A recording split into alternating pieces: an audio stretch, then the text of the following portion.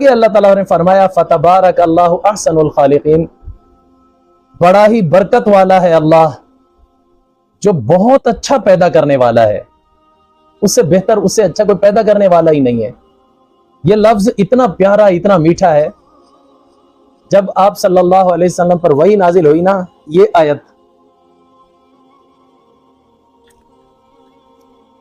آپ صلی اللہ علیہ وسلم کے جو کاتب تھے جو وحی لکھا کرتے تھے، کبھی کسی سے لکھواتے تھے کبھی کسی سے، تو ایک شخص تھا اس کا نام تھا طلیحہ بن خیلد الاسدی، نیا نیا ایمان لایا تھا، پڑھا لکھا آدمی تھا، ہوشیار تھا، اپنی قوم کا سردار تھا،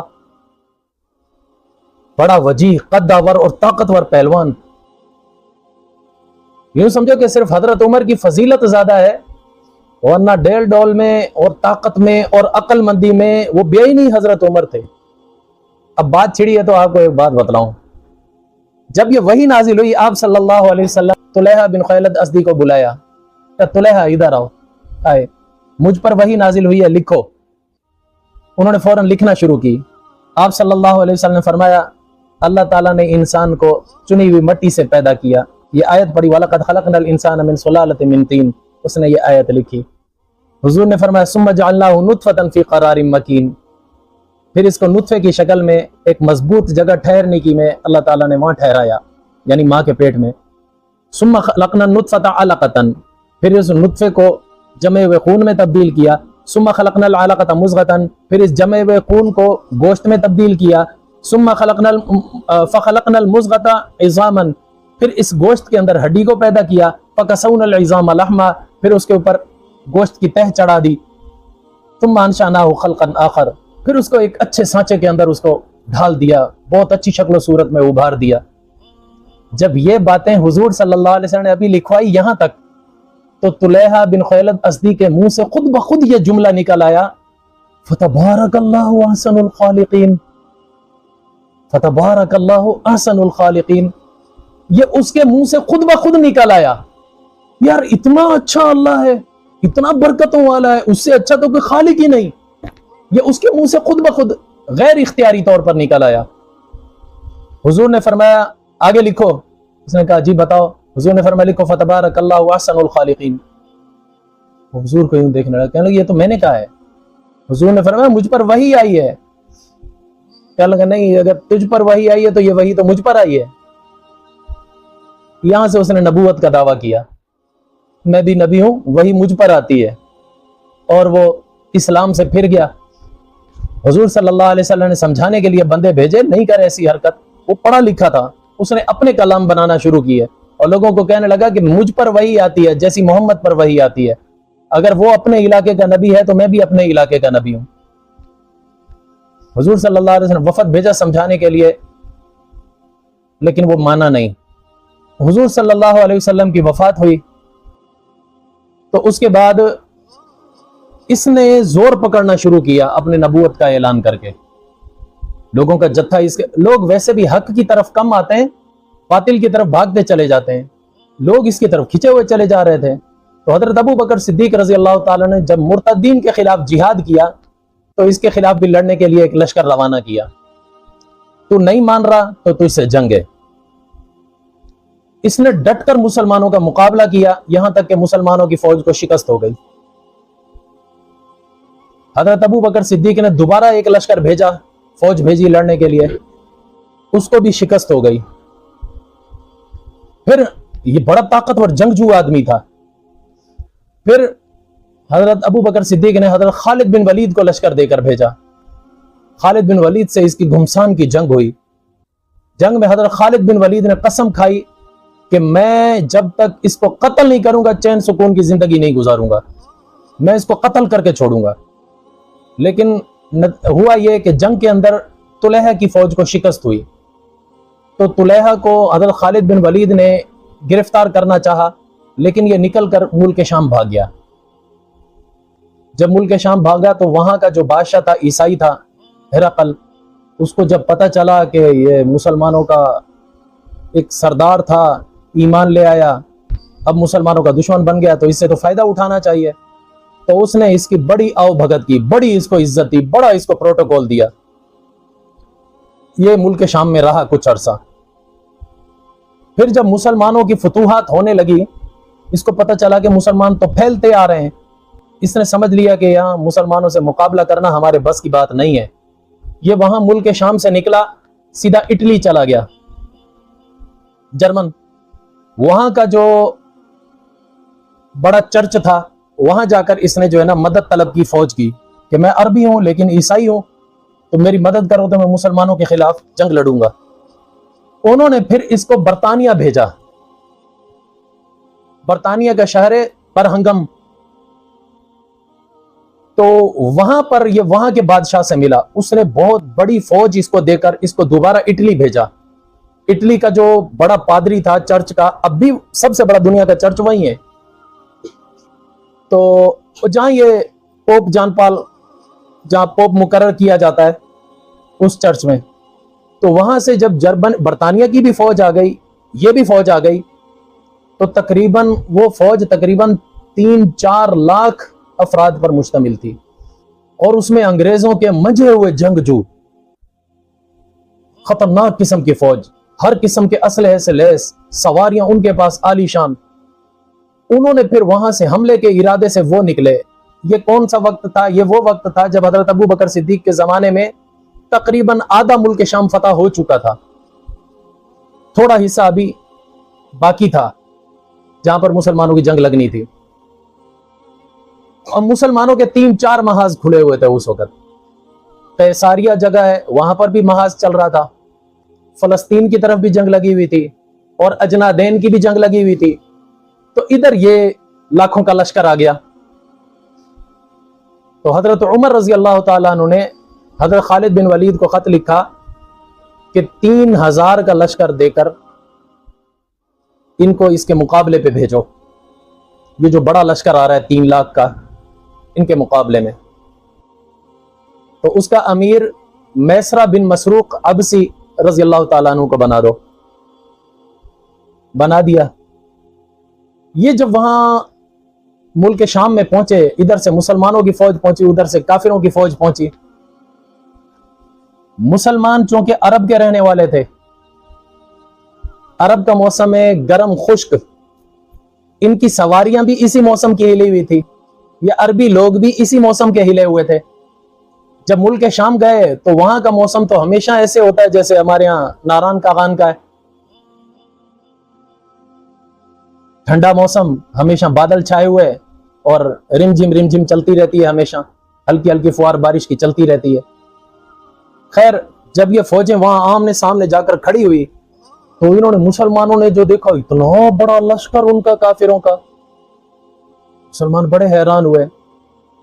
تو خیر انہوں نے صف بندی کی, اللہ کا نام لے کر مقابلہ جب شروع ہونے لگا. پہلے زمانے میں ایک رواج تھا, وہ مبارزت طلب کرتے تھے, ہے کوئی مائی کا لال آ جائے مقابلے میں, اور پھر ایک اس فوج میں سے ایک اس فوج میں سے نکل کر میدان میں لڑتے تھے. جو پھر ہار جاتا, جیتا ہوا آدمی اپنی دھاک بٹھاتا تھا اپنی فوج کی, دیکھو ہم کتنے طاقتور ہیں, لہذا تم عبرت پکڑ لو اس سے. یہ اس وجہ دھاک بٹھانے کے لیے مبارزت طلب کی جاتی تھی. مسلمانوں نے تو کوئی مبارزت نہیں طلب کی, البتہ کافروں نے, ان کو تو پتہ تھا یہ تھوڑے سے پل بھر میں ان کو ختم کر دیں گے ہم. تو انہوں نے جو ایک عیسائیوں کا بہت بڑا پہلوان تھا, ہٹا کٹا لمبا دڑنگا, اس نے آ کر مبارزت طلب کی, ہے کوئی آ جائے مقابلے میں. یہاں سے مسلمانوں میں سے اب ڈر بھی لگ رہا تھا, اتنا خوفناک آدمی کون نکلے. دوبارہ اس نے مبارزت طلب کی, تو یہاں سے جو ہے حضرت معاذ بن جبل رضی اللہ تعالیٰ عنہ نکل گئے. معاذ بن جبل کون ہیں؟ نبی اکرم صلی اللہ علیہ وسلم کے لاجواب صحابی ہیں. کبھی موقع ملا نا پھر ان کی تعریفات بتاؤں گا کیا چیز تھے. قیامت کے دن سب علماء کے سردار ہوں گے. تو حضرت معاذ بن جبل جو ہے نا ان کے مقابلے میں نکل آئے. جب عیسائی سے مقابلہ ہونے لگا تو ادھر سے بارش شروع ہو گئی. اب وہ تو اس موسم کے ہلے ہوئے تھے. اٹلی کا موسم بھی ایسا ہی تھا ملک شام جیسا, برطانیہ کا بھی ایسا ہی ہے, لیکن یہ مسلمان اس موسم کے ہلے ہوئے نہیں تھے, یہ تو عرب کے تھے. بارش کبھی کبھی دیکھنا نصیب ہوتی تھی. جب جیسے جنگ شروع ہوئی تو حضرت معاذ کا گھوڑا پھسلنے لگا, کبھی ادھر پھسل کے جا رہا, کبھی ادھر پھسل کے جا رہا, تو گرتے گرتے بچے. حضرت معاذ نے سوچا کہ یار میں گھوڑے پر بیٹھ کر نہ جم کے لڑ نہیں سکوں گا. چھلانگ لگائی, گھوڑے سے اتر گئے. انہوں نے سوچا اب میں جم کر لڑوں گا. گھوڑے کو واپس فوج کی طرف بھانک دیا, اور خود جو اتر کر پیدل لڑنے لگے وہ پیدل اس سے زیادہ سلپ ہونے لگے. کبھی پھسل کر ادھر گر رہے ہیں, کبھی پھسل کر ادھر گر رہے ہیں, پھر سنبھل رہے ہیں, پھر ہلے ہوئے نہیں تھے اس موسم کے, اس جگہ کے. بالآخر وہ عیسائی نے ایسا شدت کا حملہ کیا, ایسی زور کے اس نے تلوار کا وار کیا. حضرت معاذ نے روکا تو صحیح, لیکن اس میں تیزی اتنی تھی, دھکا ایسا لگا, حضرت معاذ اچھل کر جا کر پیچھے جا کر گرے. جیسے گرے تو وہ عیسائی آ کر سینے پر چڑھ گیا. جیسے سینے پر چڑھا اس نے اپنا خنجر نکالا ایسے سینے میں مارنے کے لیے. ادھر سے حضرت معاذ رضی اللہ تعالیٰ عنہ کے منہ سے ایک نعرہ نکلا, یا غیاث المستغیثین اغثنی, اے مدد کرنے والے میری مدد کر. انہوں نے اللہ تعالیٰ کو پکارا. ابھی وہ کافر ابھی مارنے ہی والا تھا, اتنے میں کیا ہوا, کافروں کی فوج میں سے ایک شخص نکلا جو پورا لوہے میں لپٹا ہوا ہے, پوری اس نے زرہ پہنی ہوئی, صرف آنکھیں ننگی ہیں. وہ گھوڑا دوڑاتا ہوا آیا تو کافر نے یوں جب پیچھا مڑ کے دیکھا یہ تو ہمارا ہی ساتھی ہے, تو بے فکر رہا, اور بے فکر ہو کر حضرت معاذ کو کہنے لگا اب بتا تجھے کون بچائے گا. تو حضرت معاذ ایسے آسمان کی طرف دیکھنے لگے, اللہ کے علاوہ اب کون بچائے گا.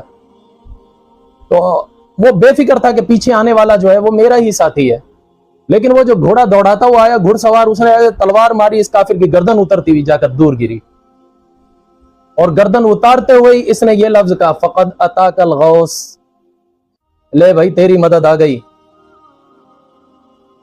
حضرت معاذ رضی اللہ تعالیٰ اٹھ کر حیران ہوئے, ساتھی بھی دشمنوں کا ہے اور بول بھی عربی رہا ہے, یہ تو انگریزوں کی فوج ہے. فقد اتاک الغوث اس نے کیسے عربی میں کہہ دیا. تو حضرت معاذ بڑے حیران ہوئے, تو حیرانگی سے کہنے لگے کہ یہ اس سرزمین پر عربی کیسی. وہ کہنے لگا تجھے کیا, تیرا تو کام ہو گیا نا. کہنے لگا بھائی تو کون ہے. حضرت معاذ نے پوچھا بھائی تو کون ہے. کہنے لگا میں جو بھی ہوں, پہلے تھا اب کچھ نہیں رہا. کیوں, اب میں اپنوں کی فوج میں سے بھی نکل آیا, اب تیری فوج کا بھی نہیں رہا. نہ وہ مجھے قبول کریں گے نہ تم مجھے قبول کرو گے, بس چھوڑ دو میں جس نہج پہ ہوں. حضرت معاذ کہنے لگے نہیں میں ایسے نہیں چھوڑوں گا, مجھے بتا تو ہے کون. حضرت طلحہ نے ایسے لوہے کا خود پہنا ہوا تھا, ایسے خود اتارا تو حضرت معاذ ایسے چونک اٹھے, طلحہ تو. کہا ہاں میں. پھر کہنے لگے, طلحہ کہنے لگے کہ تیرا کام ہو گیا لیکن میں گیا, نہ واپس جا سکتا ہوں نہ تیری فوج میں آ سکتا ہوں. حضرت معاذ کہنے لگے نہیں ایسی بات نہیں ہے, اگر تو توبہ کر لے, اللہ کی طرف رجوع کر لے, تو ہمارا بھائی ہے, ہم تجھے سینے سے لگائیں گے, تو ہمارا اپنا ہے. کہنے لگا معاذ وہ بات تو تیری ٹھیک ہے, لیکن بات یہ ہے کہ میں نے تو تمہارے بڑے بڑے صحابہ کو قتل کیا ہے. جب جنگ ہوئی تھی اس نے حضرت عکاشہ کو قتل کر دیا تھا. حضرت عکاشہ بڑے لاجواب صحابی تھے, چلو پھر کبھی ان کا بھی واقعہ بتلاؤں گا. تو کہنے لگا میں نے تو بڑوں کو جب قتل کیا تھا نا, تو تمہارے سردار نے خالد بن ولید نے قسم کھائی تھی میں چین سے نہیں بیٹھوں گا جب تک طلحہ کو قتل نہ کر دوں. اب اگر میں تمہاری فوج میں گیا وہ تو مجھے قتل کر دے گا. حضرت معاذ کہنے لگے تو تسلی رکھ, اس وقت ہمارا امیر خالد نہیں ہے, اس وقت ہمارا امیر میسرہ بن مسروق ہے. کہنے لگے پھر, کہنے لگے میں تجھے امن دیتا ہوں, تو آ. کہنے لگے پھر ٹھیک ہے, کیا میں اگر اسلام لے آؤں میرا اسلام قابل قبول ہوگا. حضرت معاذ کہنے لگے کیسی بات کرتا ہے, اللہ نے مرتے دم تک توبہ کا دروازہ کھول رکھا ہے, تو آ, تو ہمارا بھائی بنے گا, ہم تجھے سینے سے لگائیں گے. طلحہ پھر اس لشکر میں آ گیا. یہاں پھر میسرہ بن مسروق کو کہنے لگا تمہاری فوج بہت کم ہے, تم اس کا مقابلہ نہیں کر سکو گے. پھر کہنے لگے اپنے امیر کو کہو اور فوج بھیجے, اپنے امیر کو کہو اور فوج بھیجے, یہ فوج کم ہے. اور دوسری بات, جب فوج تمہاری زیادہ ہو جائے گی تب تک ان کو کھیل میں مصروف رکھو, اس فوج کو آگے بڑھنے نہ دو, جنگ نہ چھیڑو. جب تمہاری فوج آ جائے گی میں تمہیں بتاؤں گا ان کی فوج کہاں کہاں سے کمزور ہے. تو انہی میں سے تھا نا, ان کے راز سارے جان رہا تھا. کہنا پھر تم مجھے ایک دستہ دینا, میں جا کر ان کے اوپر حملہ کراؤں گا. तो हज़रत मैसरा बिन मसरूक ने खालिद बिन वलीद को लिखा। खालिद बिन वलीद ने फिर हज़रत अबू उबैदा बिन जर्राह को खत लिखा कि जल्दी करो 3000 का लश्कर मालिक अश्तर नखी की क़ियादत में इधर भेजो। उन्होंने फौरन जो है ना लश्कर रवाना किया। रवाना जो किया, दुश्मनों ने देखा इनकी ताज़ा दम फौज आ रही है तो उनके हौसले पस्त हो गए। इतने में तुलैहा ने कहा कि अब एक फौज का दस्ता मुझे दो, 100 आदमी दो। 100 आदमी इसको दिए गए। ये मुसलमान इधर लड़ रहे हैं फौज में, ये उन दस्ते को लेकर पीछे चला गया। वो पहाड़ों के पीछे से जाकर इसने जो हमला किया फौज के ऊपर, उनके पांव उखड़ गए। वो कहने लगे ले ये तो मुसलमानों की एक और फौज भी आ गई है हम पर हमला करने के लिए। अभी ये जंग लगी हुई थी, इधर से खालिद बिन वलीद भी अपना लश्कर लेकर आ गए। जब दुश्मनों ने देखा चारों तरफ से हम घेर लिए गए, फिर भेड़ बकरियों की तरह भागे मैदान छोड़कर। अल्लाह ताला ने इस तरह मुसलमानों को फतह दी। जब फतह याब हो गए, फिर हजरत खालिद बिन वलीद के सामने जब तुलैहा को पेश किया गया, खालिद बिन वलीद ने कहा अब तो तू हमारा भाई है, लेकिन अब तू हमारे साथ नहीं रहेगा, क्योंकि तेरी तश्कील अमीरुल मोमिनीन हजरत उमर रजी अल्लाह तआला अन्हु करेंगे। लिहाजा अब तू हजरत उमर रजी अल्लाह तआला अन्हु के पास चला जा। वो तेरी जहां तश्कील करें, वो तेरे बारे में जो फैसला दें, वो हमारे लिए काबिल कबूल होगा। हम अपनी तरफ से तेरे बारे में कुछ नहीं कह सकते, ना अपने साथ रख सकते हैं। तो तुलैहा फिर वहां से फौज में से निकलकर वहां से फिर मुल्क शाम से मदीना मुनव्वरा तक आया। कई दिन लग गए इसको सफर में। जब मदीना मुनव्वरा आया तो यहां आकर पता चला कि हज के दिन है। हजरत उमर रजी अल्लाह तआला अन्हु यहाँ मदीना में है नहीं, वो तो हज करने के लिए गए हुए हैं। लोगों ने कहा कि 10-11 दिन में वो वापस लौट आएंगे, आप यहाँ इंतजार करो। तो तुलैहा कहने लगा 10-11 दिन किसने देखे हैं, मैं खुद वहां चला जाता हूं। फिर वहां से मदीना से फिर मक्का आए, 11 दिन का और सफर पैदल। यहां जब मक्का पहुंचे हैं तो उस वक्त हजरत उमर रजी अल्लाह तआला तवाफ ज़ियारत कर रहे थे। हज से फारिग होने के बाद आखिरी जो तवाफ किया जाता है, फर्ज होता है, हजरत उमर रजी अल्लाह तआला वो तवाफ कर रहे थे। तो तुलैहा ने देखा, पहले से जाके छुप कर ना जाकर अपना डाटा लगाया, सारा सिर्फ आंखें नंगी रखी, बाकी सारा मुंह लपेटा हुआ। हजरत उमर जहां तवाफ कर रहे थे, हजरत उमर के पास आकर ना ये भी तवाफ करने लगा। जब हजरत उमर का तवाफ पूरा हुआ तो हजर अस्वद के सामने खड़े हुए थे। तो यहां पर तुलैहा ने हजरत उमर रजी अल्लाह तआला अन्हु को कहा कि ए अमीरुल मोमिनीन, अगर कोई बंदा बहुत सारे गुनाह करे, बहुत बड़े बड़े गुनाह करे, फिर सच्चे दिल से आकर अल्लाह के सामने तौबा करे, तो क्या उसकी तौबा कबूल है? हजरत उमर रज़ी अल्लाह ताला कहने लगे अरे पागल, कैसी बात कर रहा है, उसकी तौबा कबूल? ये सामने तौबा का दरवाजा है, यहां अगर उसकी तौबा कबूल ना होगी तो और कहां होगी? तो फिर तुलैहा कहने लगा अमीरुल मोमिनीन, फिर आप गवाह रहो, मैं अल्लाह से अपने गुनाहों की माफी मांगता हूं, मैं तौबा करता हूं, मैं सच्चे दिल से अल्लाह पर ईमान लाता हूं। हजरत उमर रज़ी अल्लाह ताला अन्हु कहने लगे कि अच्छा, जिसकी अल्लाह तौबा कबूल कर ले उसकी आप भी तौबा कबूल करेंगे? हजरत उमर कहने लगे ये कैसे हो सकता है, उमर की क्या मजाल है, जिसको अल्लाह ताला कबूल कर ले उमर कैसे उसको रद्द कर देगा? तुलैहा ने कहा बस मैं यही पूछना चाह रहा था। तुलैहा ने अपना ना डाटा उतारा, तो जैसे उतारा हजरत उमर रज़ी अल्लाह ताला कहां करीब खड़े हुए थे, उछल कर दूर जाकर खड़े, कहना तुलैहा तू, तेरे लिए तौबा नहीं, तेरे लिए माफी नहीं, तेरे लिए माफी नहीं।